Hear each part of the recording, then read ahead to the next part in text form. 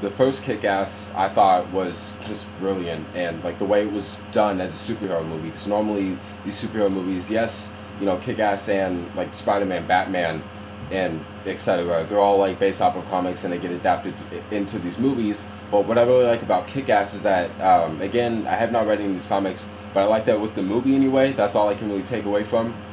I like that the movie, is a little self-aware and very much for people who like or are huge fans of the superhero genre, comics or movies.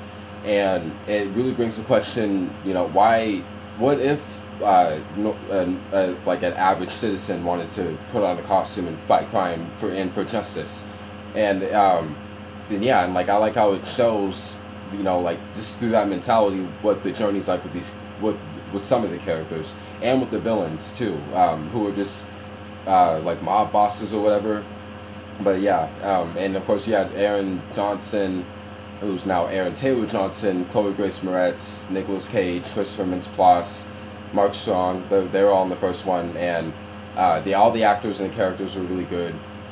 Um, yeah, and I thought it was it's funny, really violent, but to me it's kind of violent the way it should be, because superhero movies generally they're violent, but obviously with Kick-Ass, you got blood and like a little more realism in a way. I mean, yes, like the scenarios are heightened. It is a movie. It's of course it's got to be heightened. It's because it all just depends on what movie you're going for it to how realistic it should be. But anyway, yeah. So I like the first Kick-Ass, and I think it's just bad. I think it is itself a Kick-Ass movie and one of the best superhero movies I've seen. And I wish more superhero films were like Kick-Ass. Um, but yeah, and now moving on to the second one, it really to me this one kind of brings the question. Okay, now that I have tried this whole superhero thing, am I really meant for it? That's what I really liked. Like each movie, they have like a certain sort of like general question to it, and and this, well, I want to say right off the bat that Kick-Ass 2 was a very good sequel to me. It was everything I like or would want in a sequel, and I thought so the first one is a Kick-Ass movie, bad pun, I know, but the sequel is badass, really badass, and I want to see it again. I just want to, like I'm kind of obsessed with this now. I just really liked it. I liked that the stakes were higher. I liked, you know, like just some things in the story, and I like that, they had some characters in there that they just, kind of took away from you like that because they wanted to show you, hey, yeah, we're not fucking around here. And I'll get to that a little bit in the video when I talk about the spoilers, but yeah, but not at this moment though. I haven't talked about spoilers yet, so, but yeah, and the new actors and the actors from the first movie were all good. The cast was perfect. I thought Night Bitch was cool. I really liked Colonel's Stars and Stripes, Jim Carrey. Despite him not really promoting this movie, he did really give a good performance, and I wish he was in it more. John Leguizamo was tight, and it was interesting to see Christopher Mintz-Plasse be the motherfucker. And yeah, so I think if you like the first Kick-Ass, definitely check out the second one, see what you think of it.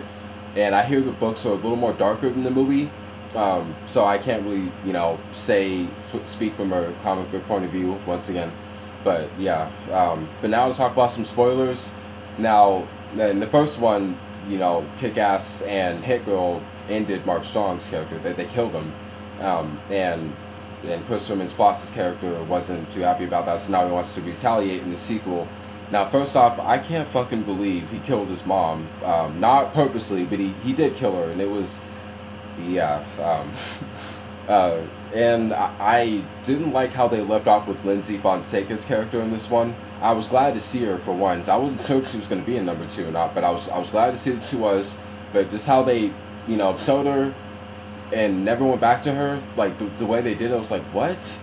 Like, but, and I like John Leguizamo's character. Like, it pissed me off that Aaron Taylor Johnson's dad, John Leguizamo, and Jim Carrey's characters all died. Like, what the fuck? Like, I like them all differently, especially Jim and John. Like, I especially didn't want to see them go. But as far as for Kick-Ass's dad, I like that they, it was good that they killed them all off. But with Kick-Ass's dad, it brings the stakes a little more higher and makes like the character a little more complex. So like it did with Hit Girl. So and other spoilers of the movie, gosh, I want to just go on and talk about the things that happened throughout the movie, but oh yeah, and to quickly say, I liked the each team. I like the superheroes and the supervillains. Each of them were so fucking tight, especially maybe even the supervillains. Mother Russia really caught my attention. If I was to like, I mean, be in a battle with one of the supervillains from Kick-Ass, or you know, I don't know, be killed by one, like how you say, like who do you want to be killed by, like Michael or Jason or whatever. I'd want to, be taken down by Mother Russia, like just damn. She's like the She-Hulk.